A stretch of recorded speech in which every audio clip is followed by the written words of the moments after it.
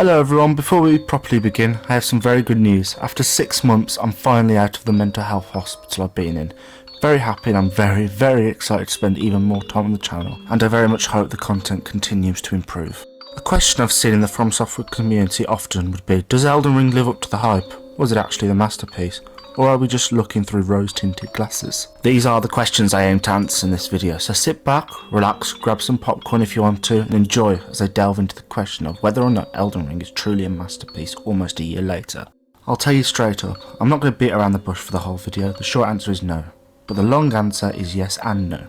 This whole debate is quite complicated, and like everything there are always two sides. We will be discussing these two sides in this video. After 3 years since the first announcement, Elden Ring released, and almost as soon as it released it was elevated to an instant classic.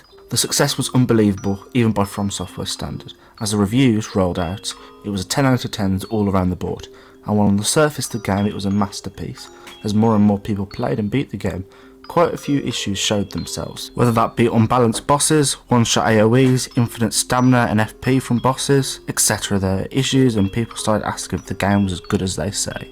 One of FromSoftware's strongest points in their games would be their bosses. FromSoftware is notorious for their expertly crafted bosses, cartography unlike anything else in gaming. And like all of FromSoftware's previous titles, Elden Ring possesses these qualities. Great examples are bosses like the Foreskin Duo.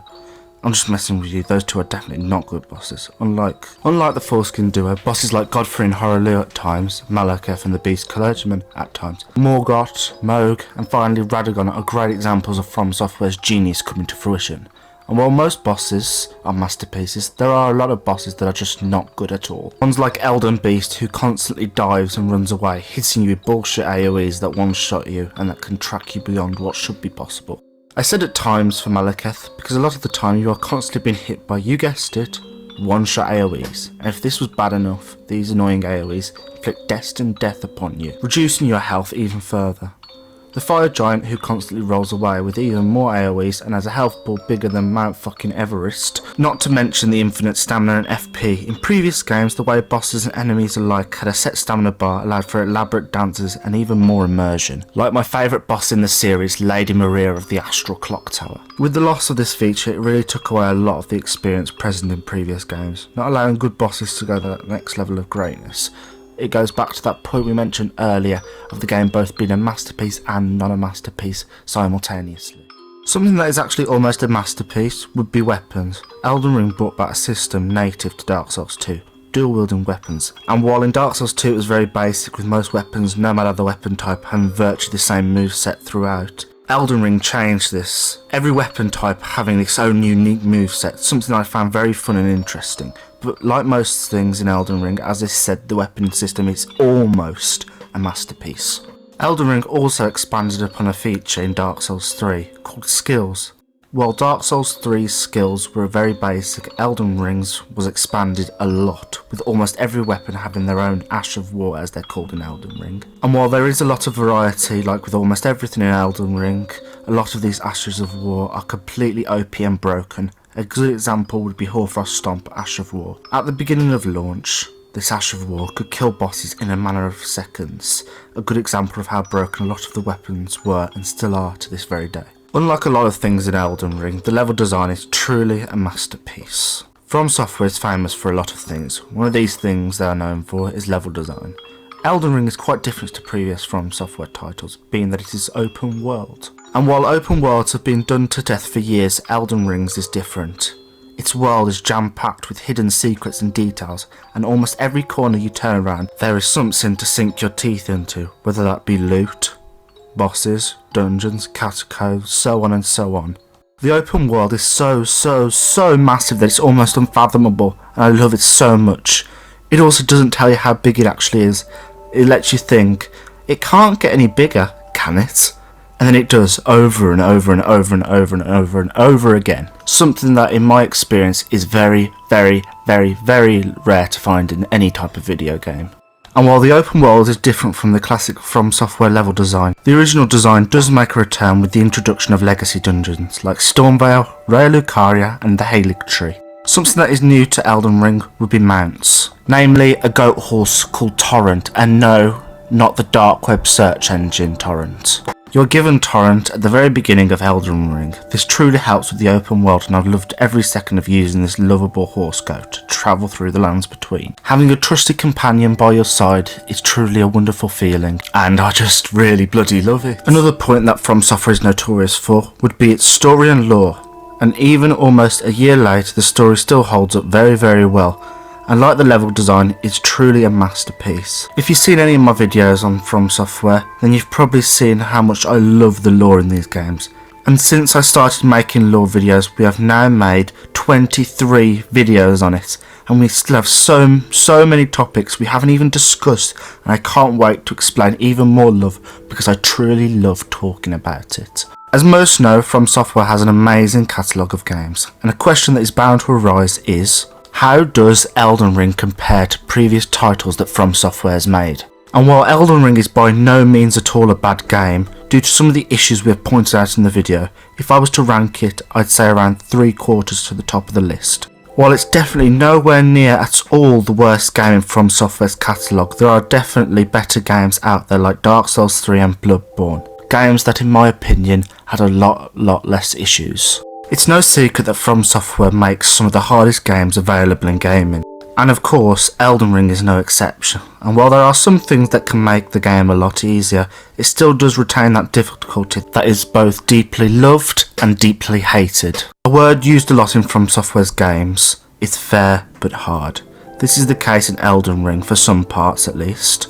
While in previous games you could almost always see where you failed and why, except maybe that bloody call beyond. In Elden Ring there are more than one occasion that I can think of where the game just isn't fair, and the attacks are not as well choreographed as previous games, leading to a less fun experience. Obviously this isn't all the case, there are exceptions, and there are a lot of redeeming qualities. One of the reasons why, if you remember to earlier in the video, I said that this game isn't a masterpiece, but is at the very same time. It's like Venom and its host, a symbiotic relationship.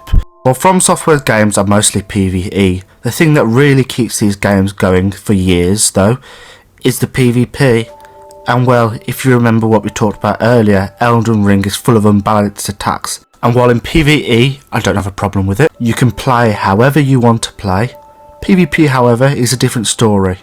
With the heavily unbalanced weapons and spells, it leads to a very unbalanced experience, which is bad for a multitude of reasons. 1, it isn't enjoyable and very unfun, and 2, it decreased the longevity of the game. Where previous FromSoftware games lived on for years due to the PvP, almost a year later the PvP seems to be on its way out. I tried finding some people to duel or have a PvP match with, and it was actually really hard to find someone. While there was a PvP update at the beginning of December, it does not seem to have affected the PvP scene as much as FromSoftware probably expected it to. If FromSoftware doesn't make some serious changes in a future patch or DSC, Elden Ring might not live as long as its predecessors did. The builds in Elden Ring are top notch, having probably the best build potential in the whole of FromSoftware's catalogue.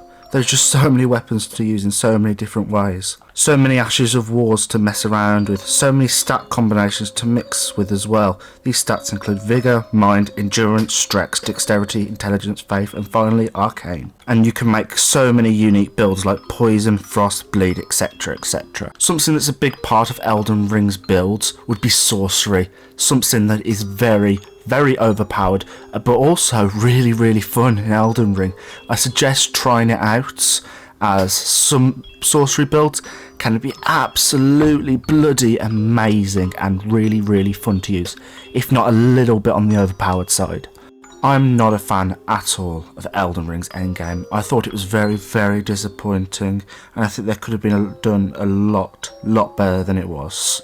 Some of the bad endgame bosses being the foreskin duo, the fire giant, Elden Beast and Malekith at times, and quite a few others. This sort of just killed a bit of my motivation on my first playthrough and puts a dampener on the last stretch of Elden Ring every time I get to this point. I truly wish FromSoftware invested more time into the endgame, as it could have been something really special, as the actual core elements and core design, and while on paper most of them seem like good boss fights, in practice they really aren't, and they are just really shit and very disappointing. No script, no nothing, I just wanted to say thank you so much from the bottom of my heart 576 subscribers. It honestly just blows my mind. I've been doing YouTube for 6 years and a half now. Started in 2016, the same day as my birthday, the 26th of August, and I've loved making content ever since. There's been dips at times, but over the last year my channel's grown so much, and it's all thanks to you guys. I really, in a platonic way, love you all so much, so thank you so much. Sadly everyone, that is all we have time for today. If you have enjoyed the video, please consider leaving a like and subscribe, as it helps the channel in more ways than one. I also hope that this video has helped you come to your own conclusion on what you think of Elden Ring. I think that's what we should all do, because like everything in life, we all have different experiences and we all have different opinions as well. So I implore you to make your own. Enough of me rambling. Hopefully I'll see you in the next one, and may you all find your worth in the waking world. Bye everyone, hope you have a great rest of your day.